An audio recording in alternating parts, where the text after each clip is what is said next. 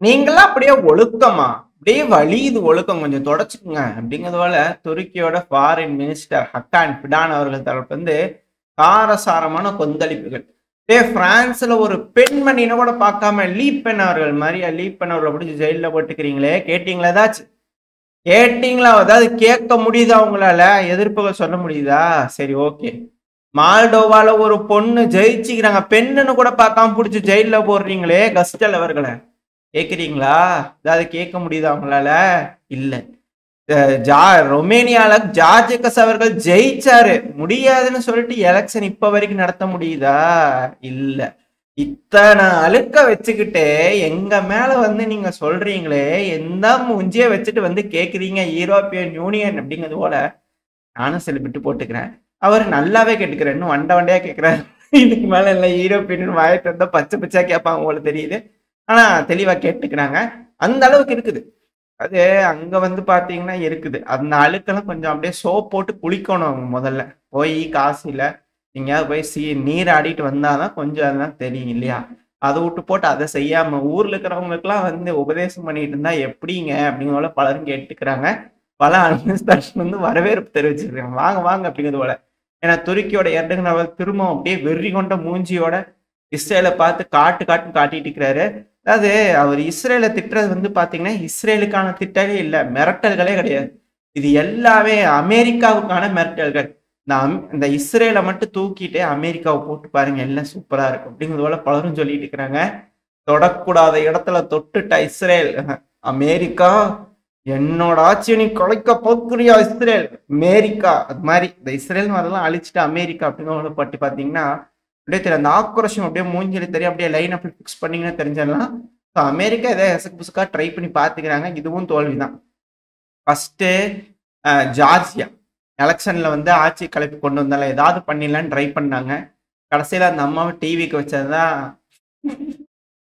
ப்ரொட்டஸ்ட்ல tea தான் குடுத்தாங்க அந்த அம்மா. அதிபர் முன்னாள் அதிபர்.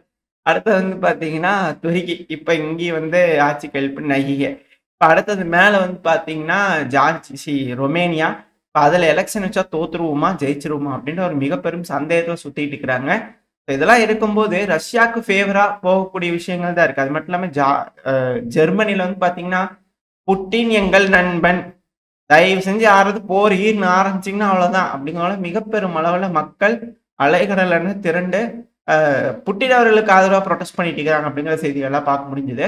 இப்ப யூரோப்பியன் யூனியன்ல இருக்கக்கூடிய மக்கள் ரஷ்யாக்கு ஆதரவா இருக்கிறாங்க. ஆனா தலைமையில் இருக்கக்கூடிய நபர்கள் உக்ரைனுக்கு ஆதரவா இருக்கிறாங்க. அதான் இங்க இருக்கக்கூடிய விஷயம். ஆனா தலைமையில் இருக்கிறவங்களுக்கே இப்ப நாட்டோ மேல நம்பிக்கையில போல தெரியும். ஆளாளுக்கு ஒரு செக்யூரிட்டி பிளாக் ஃபார்ம் பண்றாங்க. அது மட்டும் இல்லாம இப்ப உக்ரைனுக்கு பிரதானமா ஹெல்ப் பண்ணக்கூடிய ஒரு நாடு அப்படிங்கிறது ஜெர்மனி தான். அந்த ஜெர்மனியில இருக்கிறவங்களுக்கே சந்தேகங்கள் வர ஆரம்பிச்சிருக்கு. என்ன அப்படின்னா, அதாவது நம்ம உக்ரைனுக்கு வந்து உதவலாம். உதவுறோம் அப்படின்னா, அதிகமான ஆயுதங்கள் வந்து பார்த்தீங்கன்னா, பிரான்ஸ் கிட்ட இருந்து வாங்கணும். அத விட்டு போட்டு கடன் வாங்கலாம், எல்லாம் பண்ணலாம்னு சொல்லி ஜெர்மனியில எல்லாம் முடிவெடுக்கிறீங்களா, ஆயுதங்கள் குவிப்பு பண்ணலாம், எல்லாம் ஓகே தான். ஆனா, இதே யூரோப்பியன் யூனியன்ல இருக்கக்கூடிய ஜெர்மனியா இருக்கட்டும், இட்டாலியா இருக்கட்டும், சில நாடுகள்லாம் அமெரிக்கா கிட்ட போய் ஆயுதங்கள் வாங்குறாங்க. பிரான்ஸ் கிட்ட இங்க லோக்கல்ல இருக்கக்கூடிய நாடுகள் கிட்ட இருந்து வாங்குறது இல்ல. ஆனா போய் அமெரிக்கா கிட்ட இருந்து வாங்கிட்டு இருக்கிறாங்க. ஆனா சில நாடுகள் தான் வந்து பாத்தீங்கன்னா உறுதுணையா இருக்கிறாங்க. இந்த போல சிக்கல்கள் இருக்கிறதுனால தான் யூரோப்பியன் யூனியனுக்குள்ள ஒற்றுமை இல்லாத காரணத்தினால தான் முழு மனதோட உக்ரைனுக்கு உதவ முடியறது இல்ல. மக்களோட ஆதரவு இருக்க மாட்டேது. ஏன்னா பொலிட்டிக்கலி ஆப்போனண்டா இருக்கிறவங்கள பெருமளவுல அங்க ஒரு கிளப்பி விடுறாங்க. ஆளுங்கட்சியில இருக்கிறவங்கலாம் சிலர்லாம் ரஷ்யாவுக்கு ஆதரவா இருக்கிறனால அதுக்கு தனியா ஒரு இதை கிளப்பி விடுறதுனால குரூப்பை கிளப்பி விடுறதுனால ஆதரவு அலைகள் ரஷ்யாவுக்கு தான் அதிக அளவுல இருக்கு. ஆனா இந்த சூழ்நிலையில சாப் கிரிப்பின் இருக்கிறாங்களே அந்த நிறுவனம், சாப் நிறுவனம், ஸ்வீடனோட ஒரு கம்பெனி. அவங்க வந்து பாத்தீங்கன்னா ரேடியோ இன்ஜினியரிங் டீம் அப்படிங்கிறது போல வந்து பாத்தீங்கன்னா இறக்கி விட்டுருந்தாங்க. அட்டி தருமடி வாங்கியிருந்தாங்க. இழப்புகள் பெருமளவுல இருந்தது. ஆனா இப்ப திரும்பவும் லிவிவ் பகுதியில முதல் முறையா தாழ்வா தான் பறந்திருக்கு. 3 கிலோமீட்டர் உயரத்துல பறந்திருக்கு அப்படின்னு சொல்றாங்க. ரொம்ப தாழ்வா தான் பறந்திருக்கு. ஏன்னா அந்த ஏரியால இருக்கக்கூடிய மக்கள்லாம் அந்த சத்தத்தை உணர்ந்ததா சொல்லப்பட்டுட்டு வருது. மாடிஃபை பண்ணி கொடுத்துருக்காங்க உக்ரைனுக்கு. இப்ப அது முதல் முறையா உக்ரைன்ல டேக் ஆஃப் பண்ணி பறந்துட்டு இருந்திருக்கு. ஏன் இது ரொம்ப முக்கியமான விஷயம்? ரொம்ப ரொம்ப முக்கியமான விஷயம். F-16க்கு ஏத்தபடி மாடிஃபை பண்ணி நாங்க இந்த சாப் ரக விமானங்கள் உளவு பார்க்கக்கூடிய ரிகானிசன் விமானத்தை உக்ரைனுக்கு கொடுக்குறோம் அப்படின்னு சொல்லியிருந்தாங்க. இந்த விமானம் இருக்கிறதுனால வரக்கூடிய சாகி ட்ரோன்கள், மிசைல்கள், இது குரூஸ் மிசைல்கள் இது எல்லாத்தையும் வந்து பார்த்தீங்கன்னா, தடுத்து நிறுத்தறதுக்கு அதிக அளவுல உதவியா இருக்கும். அது மட்டும் இல்லாம ரஷ்யாவோட விமானங்கள் இருக்காங்க இல்லையா? ஸோ அதெல்லாம் வருது அப்படின்னா, அது என்கேஜ் பண்றதுக்கு அதிக அளவுல உதவியா இருக்கும். இப்போதைக்கு பத்திரமான பகுதிகள்ல ஆப்பரேட் பண்ணிட்டு இருக்காங்க ரொம்ப தாழ்வா. ஆனா ஒரு கட்டத்துக்கு மேல என்கேஜ் ஆகுது அப்படிங்கும்போது, இதே தாழ்வா பறந்துட்டு இருந்தாலே போதும். இதோட ரேஞ்ச் என்ன? எந்த அளவுக்கு இதோட எஃபெக்ட் இருக்கு அப்படிங்கிறதெல்லாம் இப்போ டெஸ்ட் பண்ணிக்கிட்டு இருக்காங்க. ஒன்ஸ் இத களத்துக்கு கொண்டு போறாங்க அப்படின்னா, கொஞ்சம் முன்னாடி கொண்டு போறாங்க அப்படின்னா தான், இதோட காம்பேட் எஃபிஷியன்சி என்ன அப்படிங்கிறது தெரிய வரும். எந்த அளவுக்கு F-16ஓட இணைஞ்சு இது செயல்பட போகுது, மிராஜ் 2000ஓட இணைஞ்சு செயல்பட போகுது அப்படிங்கிறதுலாம் போக போக தான் தெரிய வரும். ஸோ இதனால ஏதாவது பிரயோஜனமான்னு கேட்டீங்கன்னா, அதிக அளவுல ஏரியல் டார்கெட்ஸை நியூட்ரலைஸ் பண்ண முடியும். ஏன்னா இந்த ட்ரோன்களை வந்து தடுத்து நிறுத்துறது தான் மிக பெரும் பிரச்சனை. ஸோ அந்த ட்ரோன்கள் ஏரியல் டார்கெட்ஸை டவுன் பண்றதுக்கு அதிக அளவுல உதவியா இருக்கும். 2வது இது போல F-16க்கு பாதுகாப்பா இருக்கும். ரஷ்யாவோட விமானங்கள் ஏதாவது டார்கெட் பண்றாங்க அப்படின்னா கொஞ்சம் பாதுகாப்பா இருக்கும். முன்கூட்டியே விமானங்களுக்கு எச்சரிக்கை வந்துடும். இது போல ரஷ்யன் விமானங்கள்லாம் இருக்கு அப்படிங்கிறது போல இந்தந்த பகுதிகள் இருக்குன்னு தெரிஞ்சுக்கிறதுக்கு வாய்ப்புகள் அதிகம். ஸோ உக்ரைன், ஈரோப் வந்து பாத்தீங்கன்னா முழுமனதா சப்போர்ட் பண்றதை செய்யறாங்க. ஆனா வெளிய பேச்சுக்கள் வந்து பாத்தீங்கன்னா இல்ல. ஏதோ ஒரு டீல் ஒப்பந்தங்களுக்காக எல்லாம் வந்து பாத்தீங்கன்னா இழுத்து பிடிச்சிக்கிட்டு இருக்கிறாங்க. அவங்க நல்ல டீல்ல கையெழுத்து போட்டுக்கலாம் அப்படிங்கிறதுக்காக ஒருத்தங்க இழுத்து பிடிச்சிட்டு இருக்கிறாங்க. ஆனா இறங்கி உக்ரைனுக்கு உதவிடலாம் அப்படிங்கிறதுல பல நாடுகளும் தெளிவா இருக்கிறாங்க அப்படிங்கிறதுல இந்த விஷயத்தை வந்து புரிஞ்சுக்க முடியுது. ஸோ உக்ரைனுக்குள்ள வச்சு ரஷ்யாவோட ஒரு சண்டையை போட்டு பார்த்தரலாம் அப்படிங்கிற முடிவு எடுத்துக்கிறாங்க யூரோப்பியன் யூனியன். இந்த ஒரு டெலிவரி வச்சு நம்மளால கன்ஃபார்ம் பண்ணிக்க முடியுது. அது மட்டும் இல்லாம இப்ப ரஷ்யாவோட ரிக்கானிசான் ட்ரோன்கள் இது போல சூழல்ல ஒன்ஸ் இது போல சாப் ரிக்கானிசான் விமானம் உக்ரைனோடது பறக்க ஆரம்பிக்குது அப்படின்னா, இந்த ட்ரோன்கள்னால அதிக நேரம் உக்ரைனுக்குள்ள உளவு வேலை பார்த்துக்கிட்டு இருக்க முடியாது. அப்படி பார்த்துக்கிட்டு இருக்க முடியாது அப்படிங்கிற காரணத்தினால இந்த ட்ரோன்கள் மேல தாக்குதல் நடக்கும். அது ரஷ்யாவுக்கு பின்னடைவை ஏற்படுத்தலாம். இந்த சாப் ரிக்கானிசான் விமானத்தோட ஒரு பெனிஃபிட்ஸை நான் சொல்லிட்டு இருக்கேன். இந்த ட்ரோன்கள்லாம் இப்ப ரஷ்யாவோட ரிக்கானிசான் ட்ரோன்கள்லாம் என்ன பண்ணுதுன்னா, ஒன்ஸ் இது போல ரிக்கானிசான் ட்ரோன்கள் இருக்கு அது மேல போய் தாக்குதல் பண்ணுது அப்படின்னா, இந்த ட்ரோன் இருக்கு இல்லையா, இது அதுக்கேற்ற மாதிரி வந்து பாத்தீங்கன்னா வடிவமைச்சிருக்காங்க. ஒன்ஸ் இது போல தாக்குதல் நடக்குது இக்கட்டான சூழ்நிலைனா ஆட்டோமேட்டிக்கா ஷிஃப்ட் பண்ணி என்ன பண்ணா கிளைடு பண்ணி ரஷ்யாவோட கட்டுப்பாட்டுக்குள்ள இருக்கக்கூடிய பகுதிகளில் போய் சொருகிருதாமா. அந்த பகுதிகளில் வந்து பாத்தீங்கன்னா உக்ரைனோட வீரர்கள் போய் இவாக்குவேட் பண்ண முடியாது. ஸோ அது போல இந்த ட்ரோன்களை வடிவமைச்சிருக்காங்க அப்படிங்கிற ரஷ்ய தரப்புன்னு சொல்லிட்டு இருக்காங்க. அதாவது ரிக்கானிசான் ட்ரோன்களுக்கு டேமேஜ் ஆனாலும் அந்த ட்ரோனோட தொழில்நுட்பம் கையில கிடைச்சிடக்கூடாதுன்றதுக்காக ட்ரோன்ல தாக்குதல் நடந்தாலும் அந்த ட்ரோன் ரிக்கானிசான் ட்ரோன்கள் சேஃப்டியா ரஷ்யாவோட கட்டுப்பாட்டுக்குள்ள இருக்கக்கூடிய பகுதிக்குள்ள போயிருக்கு. ரஷ்யாவும் தொழில்நுட்பத்துல அடுத்த வளர்ச்சி அடைஞ்சுக்கிட்டு இருக்காங்க. இப்ப மேற்குலக நாடுகள் முடிஞ்ச வரைக்கும் ஒத்துழைப்பை ரெடி பண்ணி உக்ரைனுக்கு உதவ வேண்டிய காலகட்டாயத்துக்கு நெருங்கி இருக்கிறாங்க. அதெல்லாம் செஞ்சுக்கிட்டு இருக்காங்க.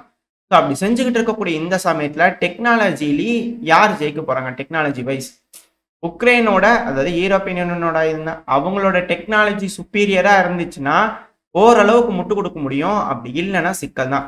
ஏன்னா அமெரிக்காவோட எம்கோட் இந்த சேட்டலைட்லாம் வந்து பாத்தீங்கன்னா இமேஜினரி இன்டெலிஜென்ஸ் டேட்டாலாம் அமெரிக்கா வந்து உக்ரைனுக்கு கொடுக்கறத ஸ்டாப் பண்ணிட்டா இது போல டேட்டாஸ் வந்து பாத்தீங்கன்னா உக்ரைனே எடுத்து உக்ரைனை தாக்குதல் பண்ண வேண்டிய கட்டாயத்துக்கு தள்ளப்படும்.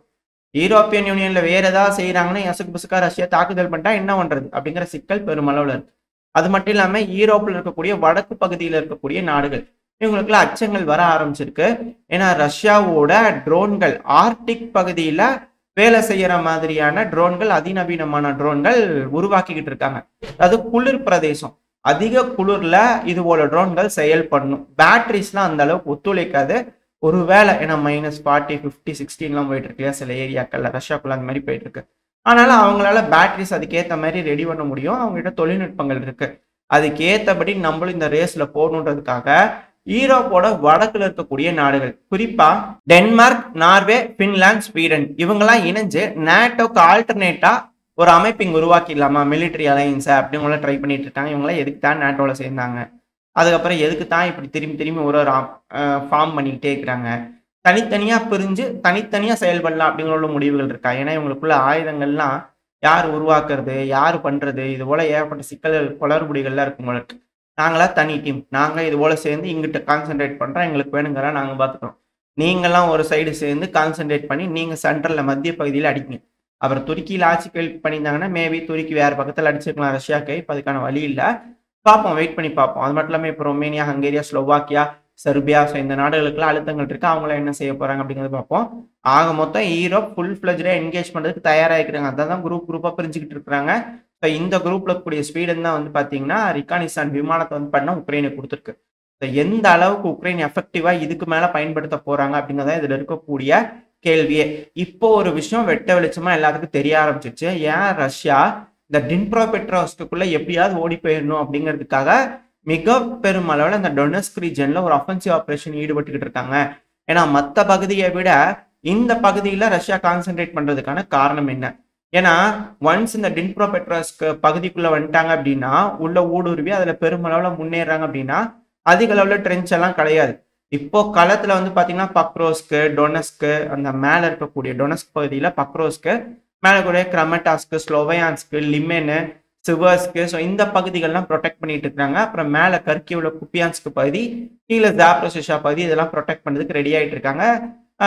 கர்சன் பகுதி ரெண்டா பிரிஞ்சிருக்கிறதுக்கான காரணம் ரஷ்யாவோட கட்டுப்பாட்டுக்குள்ள இருக்கக்கூடிய பகுதிக்கும் உக்ரைனோட கட்டுப்பாட்டுக்குள்ள இருக்கக்கூடிய பகுதிக்கும் ரிவர், அந்த டினிப்பர் ரிவர் போறதுனால இப்போ டின்ப்ரோ பெட்ரோஸ்க் பகுதிக்குள்ள ரஷ்யா ஊடுருவ ஆரம்பிச்சிட்டாங்க அப்படின்னா மேப்ல உங்களுக்கு லைன்ல லோட் ஆயிருக்கும்.